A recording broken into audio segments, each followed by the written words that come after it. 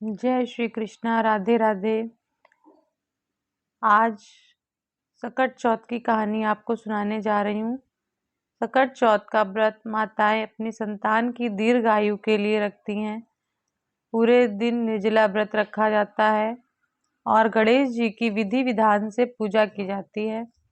रात को चंद्रमा को अर्घ्य देकर अपना व्रत खोला जाता है और सकट माता से अपनी संतान की दीर्घ आयु के लिए प्रार्थना की जाती है। सकट चौथ की पूजा में व्रत कथा का विशेष महत्व होता है। मान्यता है कि सकट चौथ की पूजा में व्रत कथा का पाठ किए बिना यह पूजा अधूरी मानी जाती है। आइए आपको बताते हैं सकट चौथ की सभी व्रत कथाएं विस्तार से। इससे पहले अगर आपने मेरा चैनल सब्सक्राइब नहीं किया है तो प्लीज़ सब्सक्राइब कर लें और शेयर भी कर दें ताकि और लोगों को भी ये कथा सुनने को मिल सके। एक देवरानी जेठानी थी। जेठानी अमीर थी, उसका परिवार भी बड़ा और पूरा भरा था। देवरानी गरीब थी, इतनी गरीब कि जेठानी की सेवा टहल करके गुजारा करती थी। जो कुछ चूनी चोकर मिल जाता उसे अपनी झोपड़ी में आकर पकाकर खा लेती। फूटे घड़े से पानी पीकर टूटी चरपाई पर सो जाती। सुबह उठकर फिर जेठानी की सेवा करने चली जाती। साल भर का त्योहार आया। देवरानी भूखी प्यासी जेठानी की टहल करती रही। रात को जब आने लगी तो और दिनों की तरह चूनी चोकर भी नहीं दिया। खाली हाथ झोपड़ी में आई, खेत से बथुआ तोड़ लाई, थोड़े से चावल के कन ढूंढकर इकट्ठे किए, कन के लड्डू बनाए, बथुआ बनाकर रख लिया। रात को सकट माता आईं, टटिया की ओर खड़ी होकर बोली, ब्राह्मणी खोलो किवाड़ा। देवरानी बोली, चली आओ माता, किवाड़े कहाँ हैं? भीतर आते ही सकट माता ने कहा, बड़ी भूख लगी है। देवरानी ने कहा, माता जो कुछ दिया है खाओ। कन के लड्डू और बथुआ के धोंधा आगे रख दिए। जब सकट माता छक कर खा चुकी तो बोली, पानी पिला दो।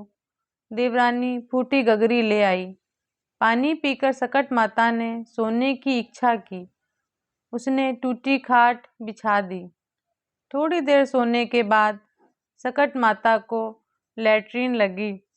उन्होंने पूछा, लैट्रीन कहाँ जाऊं? देवरानी ने कहा, माता सारा घर लिपा पुता है, जहाँ चाहो बैठ जाओ। सारे घर में उन्होंने लैट्रीन ही लैट्रीन कर दी, फिर भी अभी पूरी तरह निपट नहीं पाई। पूछा, अब कहाँ जाऊं? देवरानी ने कहा, अब मेरे सिर पर कर लो। उन्होंने उसके सिर से पांव तक लैट्रीन से नहला दिया और चली गईं। सुबह जब देवरानी उठी तो सारी झोपड़ी कंचनमय हो गई। चारों तरफ सोना ही सोना बिखरा पड़ा था। जल्दी जल्दी बटोर कर रखने लगी, पर सोना चुकता ही नहीं था और वह रखते रखते थक गई। इधर जब समय से देवरानी नहीं पहुंची तो जेठानी बहुत बिगड़ने लगी। जेठानी बोली, कल त्योहार था, सारा काम पड़ा है और देवरानी जी का अभी पता नहीं है। उसने अपने लड़के को भेजा और कहा, जाकर फौरन बुला लाओ। लड़के ने जो खबर दी तो जेठानी का जी धक्क से रह गया। दौड़ी दौड़ी पहुंची, देखा चारों तरफ सोना ही सोना बिखरा पड़ा है। देवरानी से पूछा, किसको घूसा किसको मूसा? देवरानी सहज भाव से बोली, न किसी को घूसा न किसी को मूसा, यह सब सकट माता की कृपा है। जेठानी ने पूछा, ऐसी क्या सेवा की तूने जो सकट माता प्रसन्न हो गई? देवरानी बोली, मैंने तो कुछ नहीं किया, केवल कन के लड्डू और बथुआ के धोंधा दिए थे खाने को। इस प्रकार उसने सब कुछ बता दिया। जेठानी घर आई और गरीबों की तरह रहने लगी।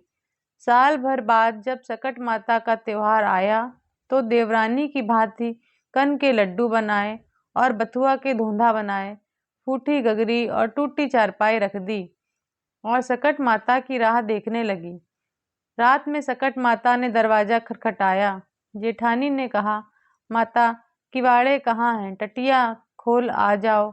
सकट माता ने जो पिछले साल देवरानी के साथ किया था वही सब किया। जेठानी ने कहा, माता, जो कुछ है खाओ पियो, तुमसे कुछ छिपा तो है नहीं। सकट माता ने खाया पिया और टांग फैलाकर सोई और आधी रात को घर तथा जेठानी को लैट्रिन से नहला दिया और माता चली गईं। सुबह हुई, लड़के बच्चों ने देखा चारों तरफ गंदगी ही गंदगी फैली है। जेठानी भी गंदगी से नहाई निकली। चलना कठिन था, सारा घर बदबू से भर गया। उन्होंने कहा, तुमने यहाँ क्या किया? जेठानी ने खिसियाकर देवरानी को बुलाया। देवरानी आई। जेठानी ने बड़े ताने से कहा, तुमने तो कहा था वह कुछ नहीं हुआ।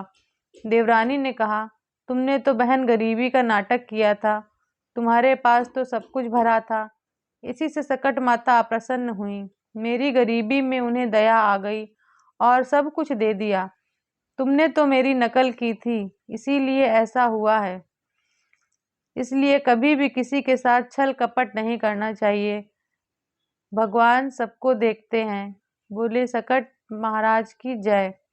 लेकिन सकट माता बहुत दयालु हैं, वे तुम्हारा भी कल्याण अवश्य करेंगी। अगले सकट चौथ का व्रत करना, उनकी पूजा विधि विधान से करना। जब अगले साल सकट पड़े तो जेठानी ने विधि विधान से सकट माता की पूजा की। सकट माता ने प्रसन्न होकर उनको रिद्धि सिद्धि प्रदान की। जैसे सकट माता ने उनका कल्याण किया है वैसे सभी का कल्याण करें। बोले सकट माता की जय।